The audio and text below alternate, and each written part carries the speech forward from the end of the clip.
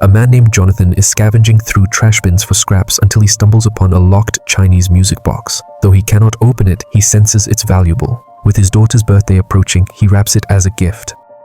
Meanwhile, Claire is humiliated at school because of her father and is constantly bullied by Darcy, a wealthy and popular classmate. On her birthday, Claire examines the strange gift and recognizes a few characters on the box that mean 7 wishes. Frustrated, she tosses the box aside and, almost mockingly, wishes for Darcy's body to rot. That night, the locked box mysteriously clicks open on its own, playing a sinister melody. When the tune ends, the lid shuts again. The next day, Darcy wakes to discover her skin rotting. Claire hears about it from her best friend Meredith. Unlike Meredith, who reacts with excitement, Claire is disturbed by the coincidence. Later at home, Claire takes photos of the writing, hoping to ask her Chinese teacher for help. But then she realizes the house is eerily quiet. Searching outside, she finds her dog brutally disemboweled. Devastated, she convinces herself it was attacked by a wild animal. The following day, her Chinese teacher admits the writing is too ancient for him to understand. Ryan, a classmate who overhears, offers to help through his cousin Gina, who studies ancient languages. Claire politely declines, knowing Ryan has feelings for her, though her own heart secretly longs for Paul, a popular classmate who barely notices her. Caught in her emotions, Claire holds the music box again and wishes for Paul to fall madly in love with her. The very next day, Paul suddenly approaches her with tender affection. Hey. Meanwhile, the music box opens once more. Across town, Claire's wealthy great-uncle slips in his bath, hits his head, and dies. When Claire and Jonathan see the news, she casually asks about his will. Jonathan scoffs, saying their family will never be included. On her way upstairs, Claire nearly trips over the junk Jonathan has left scattered. Furious, she argues bitterly with him, ashamed of his scavenging. Are you listening to God? Her eyes land on the music box again. Realizing both previous wishes had come true, she dares to make another, wishing that Uncle August's fortune would be left entirely to her. The next day, the impossible happens. The will reveals Claire inherits everything. In an instant, poverty was gone and they became rich overnight. Excited beyond belief, Claire celebrates with shopping sprees with her best friends Meredith and June, but with every wish comes a price. That same day, her neighbor Mrs. Duca struggles in her kitchen. She turns on the garbage disposal to clear a clog, but the sink remains blocked. She turned the disposal back on, but didn't notice her hair getting caught inside. The spinning blades drag her down until her neck snaps, killing her instantly. Unaware of her neighbor's gruesome fate, Claire continues examining the box. She notices nothing supernatural, except the unsettling engraving of a demon inside the lid. That night, she notices a shadow outside her window, but when she checks, no one is there. Soon after, Claire witnesses Paul breaking up with his girlfriend. He approaches Claire lovingly and asks her to be his girlfriend. The wish feels too perfect, even frightening, and she decides not to answer right away. Still uneasy, she finally seeks help from Ryan's cousin Gina. Gina examines the box and explains that the inscription claims it can grant up to 7 wishes when stroked. But if it is ever lost or discarded, all wishes vanish, and life returns to its original state. However, Gina cannot translate the last line and takes a photo to research later. Relieved, Claire goes home, only to see her father digging through trash. Jonathan insists he was just bored, but Claire's shame deepens. She lashes out and makes her 4th wish, that Jonathan stops scavenging and becomes a successful man. Meanwhile, Gina manages to translate the final line. When the music ends, the wisher must pay in blood. As she processes this, her house goes dark. She panics and stumbles into a statue that pierces through her skull. The following morning, Claire is delighted to find her father transformed, playing his old saxophone gracefully and leaving behind his scavenger ways. Ryan soon discovers Gina's horrific death, along with her research, and confronts Claire. He demands to know how many wishes she's made. Terrified, she denies everything and runs away, convincing herself that it was just a coincidence.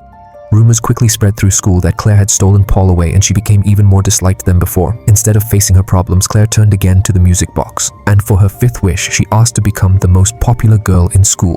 That very night, she received an invitation to a class party. When she arrived, people who once ignored or mocked her now welcomed her with open arms. The intoxicating feeling of being at the center of everyone's world overwhelmed her, and from that moment she clung to the music box as if it were her most precious possession. That same night, the dark figure appeared, spying on her from the shadows. She chased after it, but the stalker vanished into the darkness once again. Convinced he was after the music box, Claire ran back inside and hid it in a safe place. Neighbors began to notice that Mrs. Duca hadn't been seen for days. When Claire went to check, she was hit by a foul stench and discovered Mrs. Duca had been dead for some time. Claire confided in Meredith and June, but they brushed it off as coincidence, suggesting that if Claire truly felt unsafe, she should just get rid of the music box. Claire pretended to agree, but her growing obsession and greed wouldn't allow her to let go. That evening, Claire and Paul were together in his car when she noticed a dark outfit identical to the one the mysterious figure had been wearing. She confronted him, and Paul finally confessed that even being away from her for a moment made him feel sick.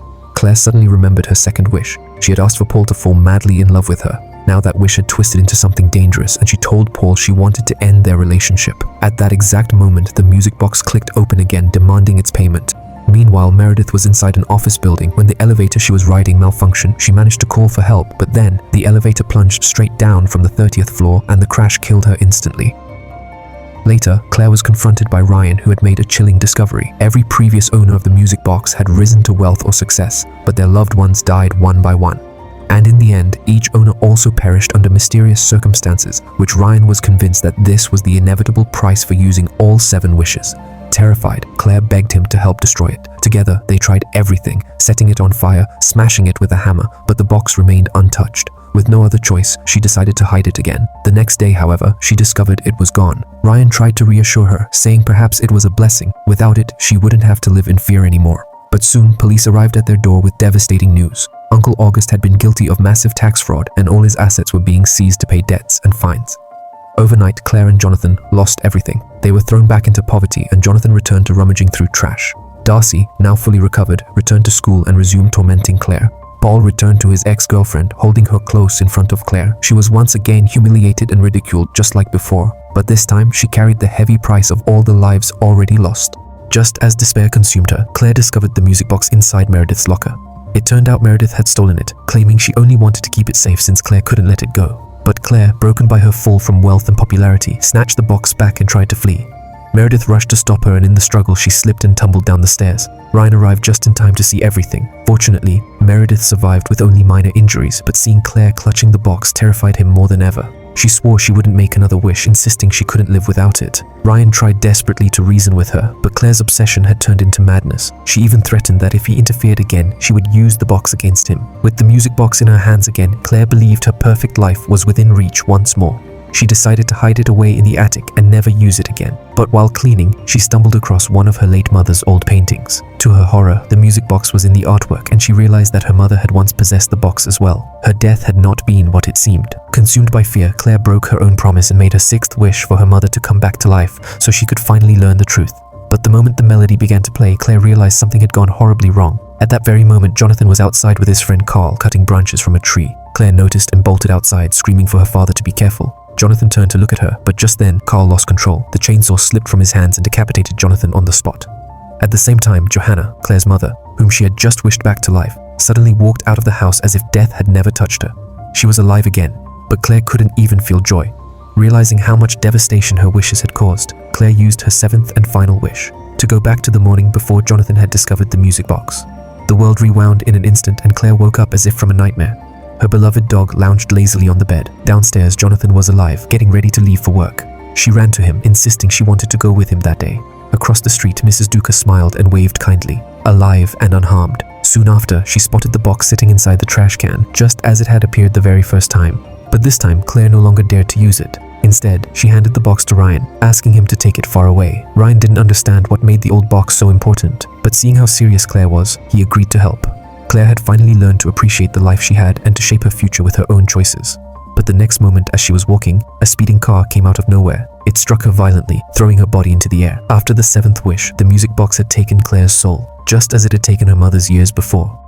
Days later, Ryan carried the box in his hands, intending to bury it so that no one else would suffer the same fate. But as his eyes lingered on the inscription, the promise of 7 wishes, curiosity and temptation flickered in his expression.